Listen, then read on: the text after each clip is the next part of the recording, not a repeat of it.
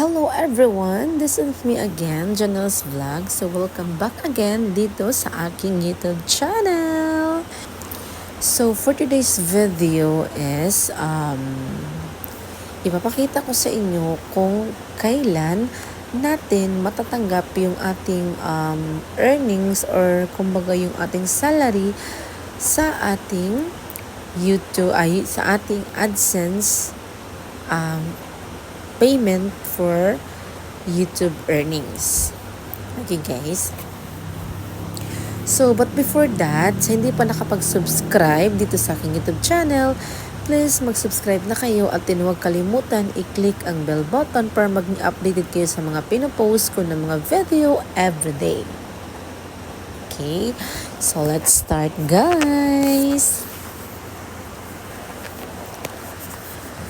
So, ayun nga, ang video na ito ay ginawa ko para masagot na yung mga tanong ng mga netizens kung kailan ba daw natin matatanggap yung ating mga earnings or ating salary dito kay YouTube. So, by the way guys, ang magsisend po ng inyong mga earnings kay YouTube is si Google AdSense po. So, para matanggap nyo po ang inyong mga earnings kay YouTube is kailangan mag-sign in muna kayo kay Google AdSense. So, napakadali lang po talaga niyang mag-sign in sa Google AdSense guys. And then, ilalagay ko lang yung link ng video na ginawa ko tutorial about how to sign in kay Google AdSense. Okay guys. So ngayon nga yung payment kasi ng YouTube sa earnings mo is every month po yan. So every 21st day until 26th day of the month. Okay guys. So, expected mo po talaga na yung earnings mo is matatransfer sa'yo 21 to 26 of the month. Okay? So, pag naabot mo na yung threshold ng earnings dito kay YouTube is automatic po yan na monthly matatanggap mo po. At saka, kailangan po talaga is para makasweldo ka kay YouTube is kailangan kung gusto mong every month ka po makakasweldo dito kay YT is kailangan every month is makuha mo yung threshold amount nila for withdrawal. Ito po ay $100. Okay? So, pag $100 po is hindi po yan yung matatanggap nyo. Minus taxes pa po yan. Okay guys, same po sa akin is yung earnings ko kasi is minus taxes po. Pag dumating sa inyo is kinuna na minus taxes na po yan. So yung matatanggap nyo talaga is yun na yung kumbaga yun na yung full amount na para sa inyo kasi minus taxes na po siyang dumating sa inyo. Okay guys? So dito ipapakita ko sa inyo yung email sa akin ni AdSense kasi nga is na sumasahod na po kasi si Janelle's Vlog. Okay? Nung 21st kasi, di ba November ngayon, nung November 21 is hinintay ko talaga yung earnings ko. Pero hindi siya dumating nung buong araw. So, natanggap ko siya yung email kasi ni AdSense, natanggap ko siya or nabasa ko siya 22 na ng morning. Okay. So, ang nakalagay dito, ayan, ipapakita ko sa inyo. Ayan guys. So, November 22 ko na po siya natanggap. Okay. November 22. And then, ito yung email sa akin ng Google AdSense. So, check your recent payment. Eh, nakalagay dito, we sent a payment for your AdSense for YouTube earnings on November 21. So hindi ko siya na check. Okay, so November 21st pa talaga siya na-release or na-send ni Google AdSense. Pero yung email nila sa akin is na-pop up sa akin is dumating sa aking email as November 22. So if you haven't received your payment via bank transfer after 15 business days from the date of this email, please contact your bank for more details. So dito sa 15 business days is nag-wonder ako bakit ang tagal. So ayun, gumawa ako ng research.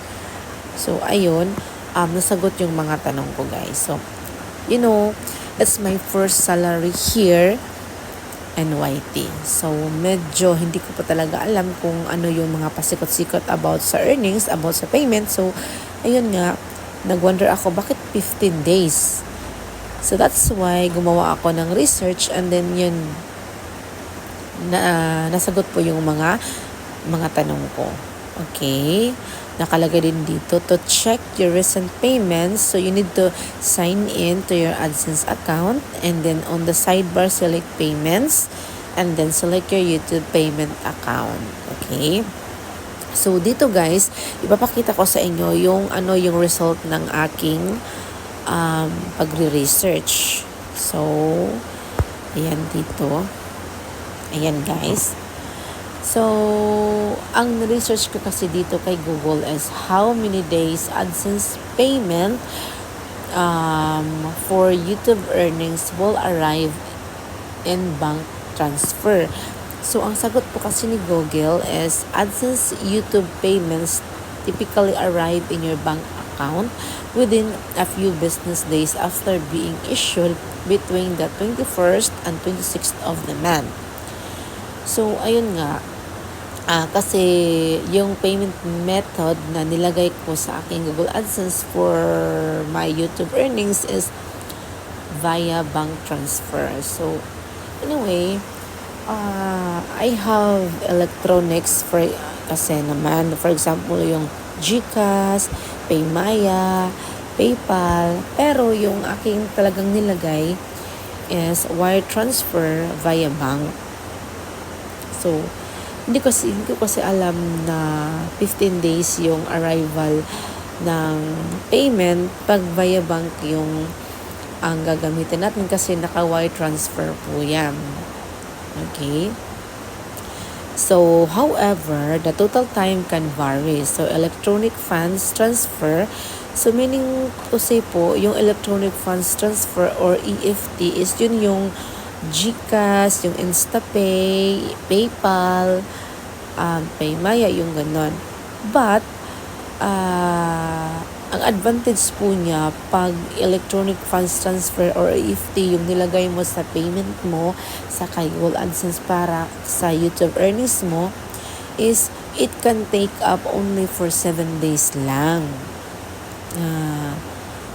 While wire transfer, so wire transfer nga is yung nilagay ko sa aking payment method na via bank. So, it may take up to 15 business days. So, if payment hasn't been received after this time frame, so you need to contact the bank. Okay? Sana hindi tayo umabot sa ganong sitwasyon. And then, ito yung mga payment timelines niya. So, ayun nga, pag naka-issued to bank siya, so between the 21st and 26th of the month, so if the 21st is a weekend or holiday, the payment is issued the next business day. So, ayun nga. Pag yung 21 po ng month is, weekend siya. So, hindi talaga masisense kasi walang office noon. So, the next day mo na po siya ma-receive. So, weekdays lang po yung office nila and then weekend wala. So, ito yung nakalagay dito. And then, sa electronic funds transfer naman or EFT, it can take up to 4 to 7 business days after the payment is issued. So, For example, 21st ng month mo, natanggap yung email ni Google AdSense, so matatanggap mo na po siya is after 4 to 7 days. Okay? And then, dito naman sa wire transfer, so up to 15 business days after the payment is issued. So, ito yung sa akin. Ito yung issue sa akin. Kasi naka-wire transfer kasi nilagay ko sa aking payment method is via bank. So, ayun, maghihintay ako ng up to 15 business days after the payment is issued. Okay, so, check 2 to 4 weeks after being mailed. 2 to 4 weeks after being so ayun nga, so nakalagay dito important consideration. So payment threshold, your finalized earnings must meet the payment threshold. For example, $1,000, kasi pag hindi pa siya umabot ng $100. So kasi pag hindi pa siya umabot ng $100, hindi talaga siya i-issue. Di mo talaga matatanggap yung payment mo. Ayun. So by the end of the month, to be paid out the following month. Okay? Dapat consistent ka talaga. So paano ba madaling makuha yung $100? Okay? So dapat consistent ka sa iyong popost ng mga video. Okay, dapat everyday gagawa ka talaga ng content para ma-post mo sa iyong YT, and then para madali lang kumita. Para makikitain mo na talaga yung $100. Okay, and then bank processing. So some delays can occur due to your specific bank's processing times. Sa akin is video yung ginamit ko. So it's my first time to have my salary in YT, and also it's my first time to have the wire transfer via bank. So ayun nga, hintayin ko na lang siya. And then of course, the taxes and deductions. So the final payment amount can be affected by invalid traffic, content ID claims, and taxes. So the estimated earnings in YouTube Analytics are not the final amount. So for example, yung nakalagay doon sa analytics is $110. So don't expect the amount will arrive in your bank, because the taxes will deduct. Okay, may mga deduction po siya, yung mga taxes. So maybe yung $110 mo is, yung matatanggap mo is mga 105. So guys, malaki talaga yung taxes ng kasi international po, wire transfer po kasi ang gagamitin, or yung mga EFT. So, payment status. You can check your payment status in your AdSense for YouTube account. Yun nga sinasabi ko guys, na ilalagay ko sa link section, ilalagay ko sa description yung link ng Google AdSense. Kasi hindi kasi pwedeng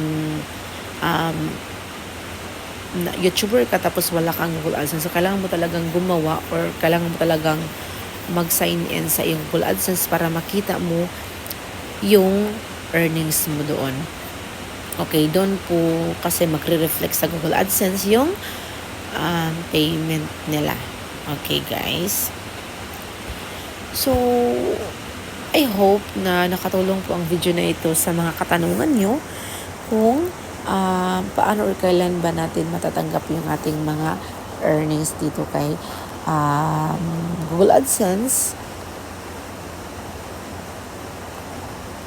from YouTube earnings. Okay. So once again guys, this is me, Janelle's Vlog. So sa hindi pa nakapag-subscribe, subscribe na kayo, and then huwag kalimutan i-click ang bell button para maging updated kayo sa mga pinupost ko na mga reviews and about tutorials every day. Okay? Bye-bye and God bless everyone.